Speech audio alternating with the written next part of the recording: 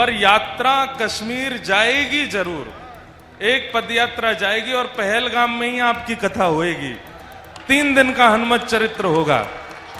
आप सब लोग तैयारी कर लीजिए और ऊनी शॉल वगैरह बनवा लीजिए, स्वेटर बनवा लीजिए, क्योंकि कश्मीर में ठंड बहुत ज्यादा पड़ती है। तो दिल्ली से कश्मीर की यात्रा की घोषणा कर गए हैं जगत गुरु भगवान। तो कश्मीर से नेक दूर ही वैकुंठ रह जाएगा महाराज जी।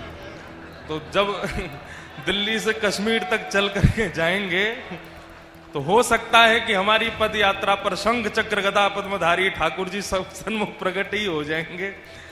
पहलगाम में महाराज जी की कथा होएगी, पहलगाम में ही होएगी महाराज जी। और उसी जगह होगी जहां पर हमारे भारतीयों ने अभी कुछ समय पहले एक संकट का अनुभव किया। लाल की, श्री राधा वल्लभ लाल की जय जय श्री राधे। ब्रज 84 कोस धाम की। सर्वप्रथम आप सबका और हमारे अग्रज भ्राता श्री बागेश्वर धाम सरकार आए तो अनेक बार हैं व्रजमंडल, लेकिन जिस पद्धति से आज आए हैं उस पद्धति से आगमन पर सब ब्रजवासी और यहाँ विराजमान सब वृंदावन के वासियों से महाराज जी का और सब सनातन हिंदू एकता पदयात्रा करके आने वालों का व्रज वृंदावन में बहुत बहुत स्वागत है, बहुत बहुत अभिनंदन है।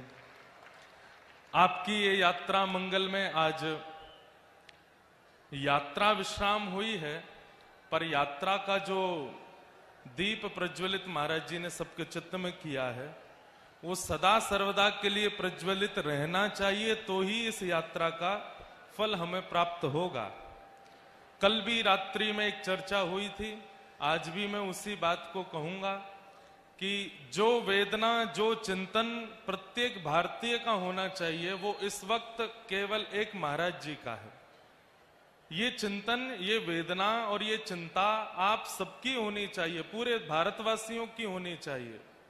लेकिन बात वो स्पष्ट है कि विशाल अग्नि को प्रकट करने के लिए एक माचिस की तिल्ली काफी है। ऐसे ही हमारे महाराज जी ने ये एक प्रज्वलित कर दिया है बस इस भाव को, ये ठंडा ना होने पावे, ये समाप्त ना होने पावे। कल भी मैंने कहा था कि जो छाले आपके चरणों में पड़े हैं चलने से, और जो कईयों को खांसी हो गई, कईयों के खूब धूल मिट्टी भीतर गई, और भी कई कुछ भाव हुए होंगे, रोग ठीक हो जाए लेकिन उसकी जो पीड़ा चित्त में है वो पीड़ा कभी नहीं जानी चाहिए। ये पीड़ा सदा बनी रहे तो ही इस पद यात्रा का जो भाव है वो पूरित होगा, वो निश्चित पूरित होगा। हमारी आप सबसे प्रार्थना है इस भावना को अपने चित्त में लेकर के जाइए। जिस उत्साह से आप दिल्ली से यहां तक आए हैं उस उत्साह में अपनी अंतिम श्वास तक रहिएगा। उत्साह आपका विश्राम ना ले, ये हमारी भावना आपके चित्त में है। बाकी तो सबके भाव आपने सुने ही हैं, महाराज जी भी अपने भाव सबको कह ही गए हैं। पूज्य जगत गुरु भगवान जो शब्द यहाँ से कह करके गए हैं वो शब्द सबको पालन करने योग्य हैं। हम बस इतना ही कह करके महाराज जी को शुभकामना देते हैं कि वे इसी प्रकार अपनी भावना से सबको प्रज्वलित करते रहें। और अब दिल्ली से कश्मीर की यात्रा की घोषणा कर गए हैं जगत गुरु भगवान। तो कश्मीर से नेक दूर ही वैकुंठ रह जाएगा महाराज जी। तो जब दिल्ली से कश्मीर तक चल करके जाएंगे तो हो सकता है कि हमारी पद यात्रा पर शंख चक्र गदा पद्मधारी ठाकुर जी सब सन्मुख प्रकट ही हो जाएंगे। लेकिन जैसे जगत गुरु जी ने कहा है कि वो पूरी यात्रा में रहेंगे, यहां बैठे जितने भी वक्तागण हैं ये भी कह दें कि हम भी संगे ही रहेंगे, वहीं बीच बीच में पंडाल लगा के कथा करते चलेंगे। थोड़ी दूर पर देवकीनंदन महाराज जी की कथा चल रही है, नेक आगे जम्मू प्रवेश पर पुंडरीक जी महाराज की कथा चल रही है, कटरा से आगे जो है अनिरुद्धाचार्य जी की कथा चल रही है, और कश्मीर डल लेक पर जाकर के हमारी कथा चल रही है। तो महाराज अभी तक तो वहां पहलगाम में महाराज जी की कथा होएगी, पहलगाम में ही होएगी महाराज जी। और उसी जगह होगी जहां पर हमारे भारतीयों ने अभी कुछ समय पहले एक संकट का अनुभव किया। महाराज जी, भले ही अब कहना तो नहीं चाहिए, दिल्ली से है तो बहुत दूर कश्मीर, पर यात्रा कश्मीर जाएगी जरूर। एक पदयात्रा जाएगी और पहलगाम में ही आपकी कथा होएगी। 3 दिन का हनुमत चरित्र होगा। हाँ? बेचारे दूध के जले छाछ भी फूंक फूंक के पीते हैं।